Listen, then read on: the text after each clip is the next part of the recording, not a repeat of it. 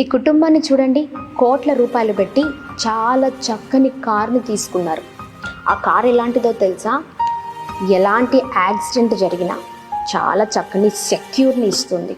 అలాంటి కార్ని కోట్ల రూపాయలు పెట్టి కొన్నారు. చక్కగా కారు కొన్న తర్వాత వేరే ఒక హోటల్కి వెళ్ళి భోజనం చేసి హ్యాపీగా కొంచెంసేపు గడిపారు.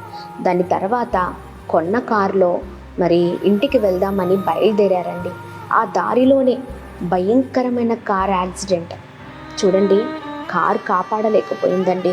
అంత భయంకరంగా ఆ కుటుంబం అంతా కూడా, కారులో ఉన్న వారందరూ కూడా చచ్చిపోయారు. చాలా భయంకరమైన ప్రమాదం జరిగింది.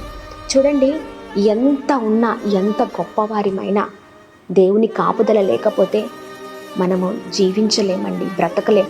చాలాసార్లు అంటూ ఉంటారు చాలామంది, దేవుడు నాకేమిచ్చారు, నాకేమి చేశారు, నా జీవితం ఎందుకు ఇంకా ఇలాగనే ఉంది అని. కానీ చూడండి, దేవుడు మనకు చక్కని ఆరోగ్యాన్ని, చక్కని ఆయుష్నిచ్చారు, చక్కని కాపుదల మనకుంది.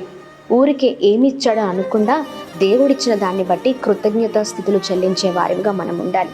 బ్రతుకులను మార్చుకుందాం. ఊరికే ఏమి ఇచ్చాడని అడగడం మానేసి ప్రార్థన చేస్తూ మన జీవితాలను కట్టుకుంటూ దేవుని కాపుదలను, దేవుని కృపను పొందుకుందాం. Praise the lord.